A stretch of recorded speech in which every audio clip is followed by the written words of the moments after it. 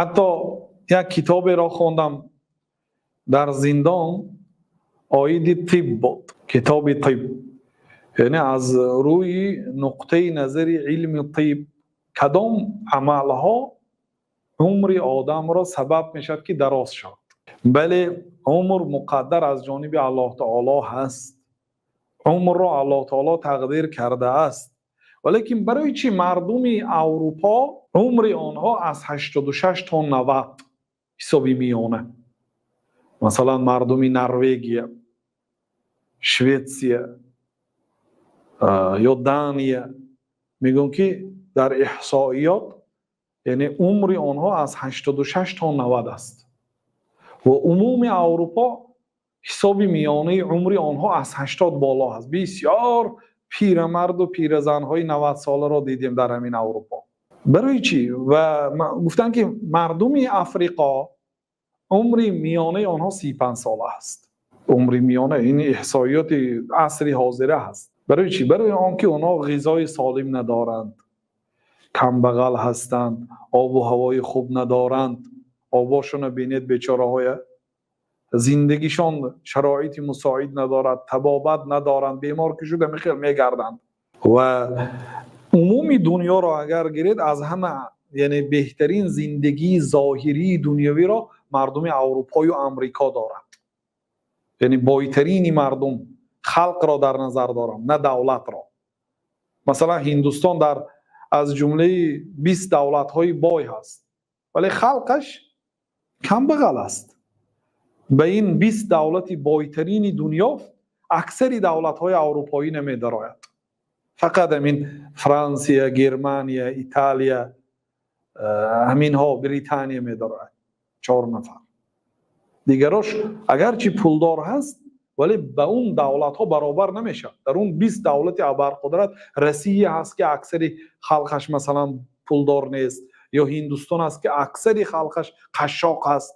اینو دولت ها به قوت هستند ولی خلقش کم بغل است. یعنی که سبب عمری دراز این سبب های دنیوی دارد. یعنی کسی که به اعضاهای خودش نگاه و بین میکند، غذای سالم میخورد، آب و تاب میدهد، از غذاهای ناسالم، از غذاهای ضررآور خودداری میکند و در وقتش بدن خود را طبابت میکند و در آب و هوای تازه به وایه میرسد.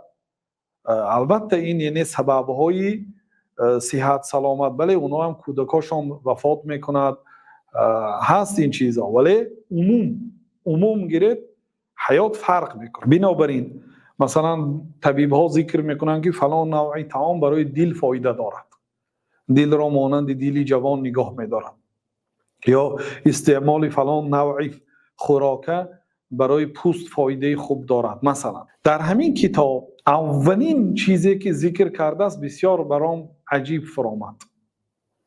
اولین سببی که عمر انسان را دراز میکند گفته است بسیار هم نشست شدن با مادر. گفته است خواندم و در حال گفتم سبحان الله.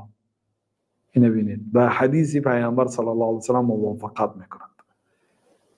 برای چی این گپ گفته است؟ برای آنکه بین مادر و بین فرزند علاقه های بسیار هست. این کودک 9 ماه در همان شکم مادر غذا می گرفت و پره می شد، از طریق مادر غذا می گرفت. و این چونین وقتی که به دنیا آمد الله تعالی گفته است که والوالدات یرضعن اولادهن حولین کاملین لمن اراد ان یتم الرضاعه. و مادرها اگر خواهند که فرزندانشان را پر مکمل شیر دهند 2 سالی پر شیر دهند. 2 سال نگفت، برای آنکه یک روز اگر از سال 2023 شیر دهد و یک روز از سال 2024 شیر دهد هم 2 سال گفتن ممکن است. لیکن الله تعالی گفت که حولین کاملین 2 سالی پر شیر دهد. اگر خواهد که فرزندش کامل استخوان‌هاش به قوت، صحت و سالم به وایه رسد 2 سالی پر شیر دهد.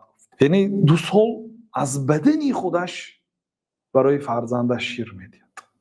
اینا علاقه زیچ دارند، مادر و فرزند علل خصوص. ببینید گفت است که همین هم نشست شدن به مادر وقتی که نزدیک میشیند شاید یگان انرژی های هست که فرزند از مادرش با بعد کلان سال شدنش هم گیرد. اینه و این پیامبر صلی الله علیه و سلم هم 1400 سال پیش پیغمبری که خوانده نمیتوانستند، نوشته نمیتوانستند، وقتی کسی پرسید که از همه بهترین شخصی که به نشستی من، به همصحبتی من سزاوار هست، به نیکی های من سزاوار است، این کی است؟ گفتم مادرت.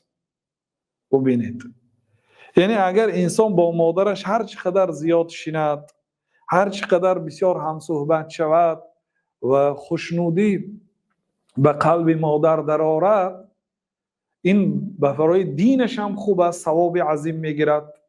بر الوالدین، نیکی کردن به پدر و مادر، و برای سلامتیش هم فایده شد. سبحان الله، صحابه ها، تابعین، علما این عمل ها را به خاطر الله میکردن، نه به خاطر فایده های دنیویش. اینا نو فهمیده شد از نگاه طب.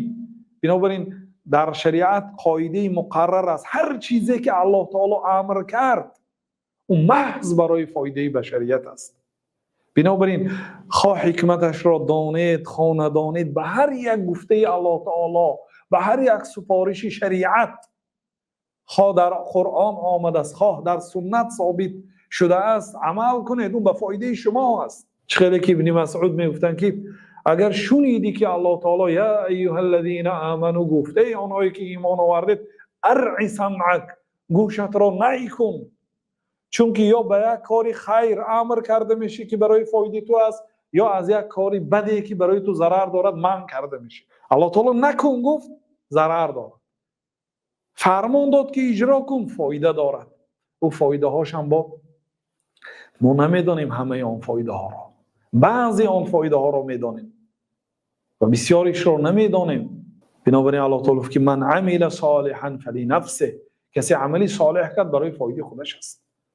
و من اساء فعلیها، کسی گناه کرد بر ضرر نفس خودش است.